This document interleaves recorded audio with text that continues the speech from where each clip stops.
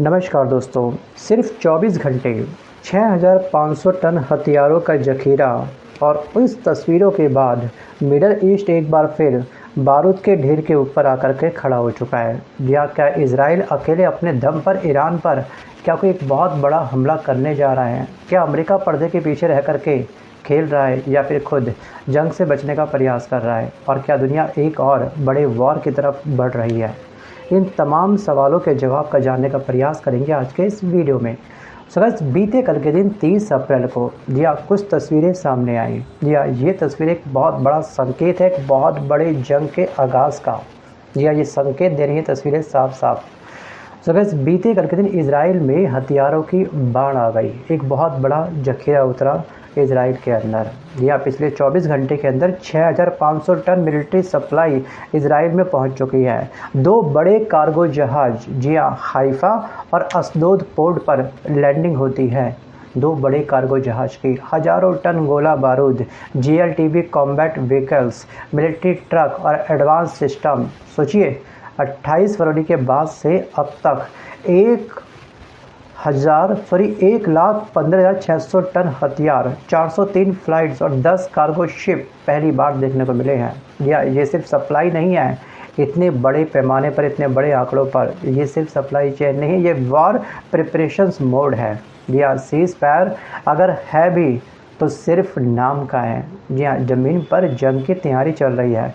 Iran ने भी एक वीडियो पब्लिश किया था जिसमें वो अपने हथियारों का जखीरा इकट्ठा कर रहा था, मिसाइल अपने वेयर हाउस में भर रहा था, ड्रोन अपने मैन्युफैक्चरिंग कर रहा था। वहीं दूसरी तरफ इजराइल भी अब प्रिपरेशंस मोड में आ चुका है।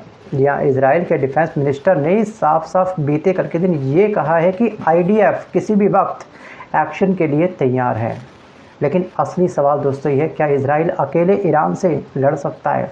क्योंकि ट्रंप के ऊपर एक अलग सा दबाव है, क्योंकि यहाँ की दोस्तों जो संसद, जो कांग्रेस है, इस समय ट्रंप के इस एक्शन के खिलाफ खड़ी है।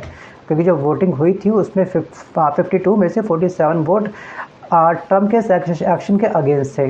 ठीक है, अमेरिका में जनता सड़कों पर उतरी हुई है ट्रंप के अगेंस्ट। सोचिए एक बार, वो ना खुश है, बिल्कुल भी वो खुश नहीं है इस चीज़ को लेकर के कि आप हमारे टैक्स का पैसा इस जंग में क्यों बहा रहे हो। मतलब ट्रंप चाहता है कि फिलहाल शांति समझौता हो जाए, लेकिन ट्रंप के जो बेतुका बयान है ना, वो साफ साफ कभी ये संकेत देते हैं कि उसके बेतुके बयान इस जंग में या फिर इस जंग की आग में घी का काम कर रहे हैं। पता नहीं ट्रंप चाहता क्या है, या फिर हो सकता है कि इसकी उम्र का तकाजा हो। भाई 74 ईयर के आसपास का हो चुका है, 60 साल से ऊपर हो चुका है। क्या पता कुछ हल्का सा लोचा चल रहा है उसके माइंड में। बाकी ट्रंप को लेकर के आपके क्या विचार है? वीडियो को पॉज करके अपने विचार आप मुझे कमेंट जरूर करिएगा। क्या सच में डोनाल्ड ट्रंप आ बैल मुझे मार कर रहा है, विनाशे काले विपरीत बुद्धि कर रहा है, या फिर डोनाल्ड ट्रंप इजराइल के साथ में कोई ट्रम्प कार्ड खेल रहा है? और हमको एक बात ध्यान रखनी है कि ऐसा कोई सगा नहीं जिसको ट्रंप ने ठगा नहीं। ट्रंप अपने हित के लिए किसी को भी अपना दोस्त बना सकता है, चाहे वो पाकिस्तान हो, इजराइल या फिर कोई अन्य देशी क्यों ना हो। और एक बात ध्यान रखिएगा कि हमने भी इसके ऊपर बहुत बड़ा फेथ किया था ट्रंप के ऊपर, लेकिन हमने खाया एक बहुत बड़ा धोखा, क्योंकि हम शायद भूल चुके थे कि जंगल के सीधे पेड़ हमेशा पहले काटे जाते हैं। और हम ट्रंप के कुल्हाड़ी के माध्यम से कई बार काटे जा चुके हैं। उस कुल्हाड़ी का नाम था रेसिप्रोकल टैरिफ, पेनल्टी टैरिफ। याद होगा वो पल आपको। चलिए वापस आते हैं फिलहाल टॉपिक की तरफ। गाइस, एक्सपर्ट का ये कहना है कि अगर इजराइल अकेला ईरान से भिड़ता है तो इजराइल की सबसे बड़ी ये गलती हो सकती है, क्योंकि ईरान के पास इस समय है advance missile system, air defence network, जो भी हाल ही में जो इस समय ईरान के डिफेंस मिनिस्टर जो भी मिलके आए थे इस समय पुतिन से, उन्होंने पुतिन से मांगा है, रूस से मांगा है एयर डिफेंस सिस्टम, और रूस ने उसको वो प्रोवाइड भी कर दिया है, या उसको वो देने का वादा भी कर दिया है। और दोस्तों, मल्टी फ्रंट वॉर की तैयारी काफ़ी इसकी स्ट्रांग हो चुकी है इस समय ईरान की। और अगर बिना अमेरिका के हमला हुआ, इजराइल ने हमला किया, तो ये हाई रिस्क गैम्बल होगा। और दोस्तों, कभी कभी ना ताकत का दावा असल में डर छुपाने की कोशिश भी होती है। और दोस्तों, 30 अप्रैल को ब्रिटेन के एयरबेस से ना एक B-1B लैंसर बॉम्बर उड़ा, और ये कोई सिंपल सा विमान नहीं है। ये हैवी स्ट्राइक वेपन है, और इसकी ताकत है सुपरसोनिक स्पीड, लंबी दूरी तक हमला और भारी बम गिराने की क्षमता। सोचिए, कुछ बड़ा गेम होने वाला है। और आधिकारिक तौर पर तो ये बयान आया भी है, ये एक ट्रेनिंग मिशन है। लेकिन एक्सपर्ट क्या कहते हैं, एक्सपर्ट का मानना ये है कि ये सिर्फ ट्रेनिंग मिशन नहीं है बल्कि एक वॉर का एक बहुत बड़ा संकेत है।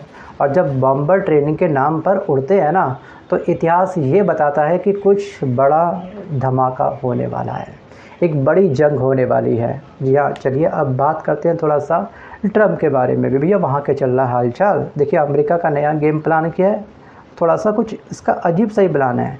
सच कहूँ तो प्लान जो है ना, शायद ट्रम्प को खुद समझ नहीं आ रहा है। घर के अंदर खुद कलेश चल रहा है, इसके अच्छे खासे जो दोस्त थे इसके दुश्मन बन चुके हैं। जी हाँ, डोनाल्ड ट्रम्प प्लान कर रहे हैं कि एक नया इंटरनेशनल नेवल अलायंस बनाया जाए। एक तरफ इसके माइंड में ये चीज़ चल रही है। जी हाँ, मैरीटाइम फ्रीडम कॉलिजन मतलब कि MFC, जिसका मकसद होता है स्ट्रेट ऑफ हॉर्मुज़ को खुला रखना।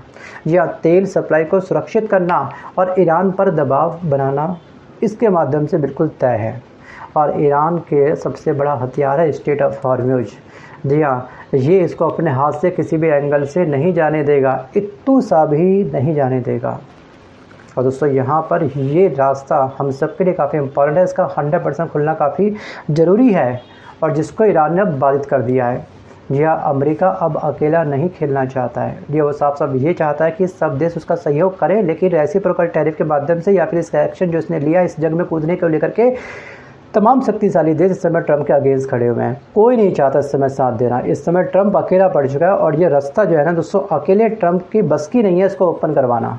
अगर करवाना होता तो कब का ये करवा चुका होता। तो गैस, जब समंदर में गठबंधन बनते हैं तो जंग सिर्फ ज़मीन पर नहीं बल्कि ग्लोबल हो जाती है। अब क्या हो रहा है कि कुछ देश जो है फाइनली ट्रम्प के साथ में आ रहे हैं, लेकिन कुछ देश कहीं ना कहीं ईरान के साथ में खड़े हैं, जैसे रूस और चीन। सोचिए एक बार, और ईरान के साथ में उसके अलायंस अपना अलग से लंबे समय से उसको सपोर्ट कर रहे हैं। तो मतलब कि पूरा वर्ल्ड 2 ब्लॉक पे डिवाइड हो चुका है, और जब भी 2 ब्लॉक में 2 धड़ों में पूरा वर्ल्ड डिवाइड हो जाता है तो एक जंग जरूर तैयार होती है। जी, एक वर्ल्ड वार का जन्म पक्का होता है। फर्स्ट वर्ल्ड वार में 2 दूरी में बड़ा था हमारा देश, ठीक है, पूरा वर्ल्ड, और सेकेंड वर्ल्ड वार में भी 2 दूरी में हमारा पूरा वर्ल्ड बटा हुआ था। फिर से एक बार थर्ड वर्ल्ड वार के हमको संकेत दिखाई दे रहे हैं। और इन तमाम घटनाओं को अगर हम डेप्थ में देखें तो हम ये पाएंगे कि हथियार बढ़ रहे हैं। जी हाँ, बयान तेज हो रहे हैं और मूवमेंट शुरू हो चुकी है।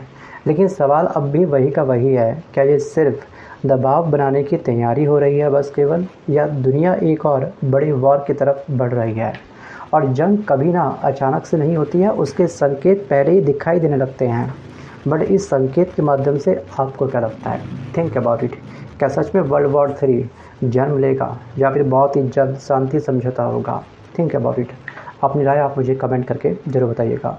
सो गाइस, आज के इस वीडियो में बस कर इतना ही। मिलता हूँ जल्द एक नए वीडियो के साथ, तब तक के लिए धन्यवाद।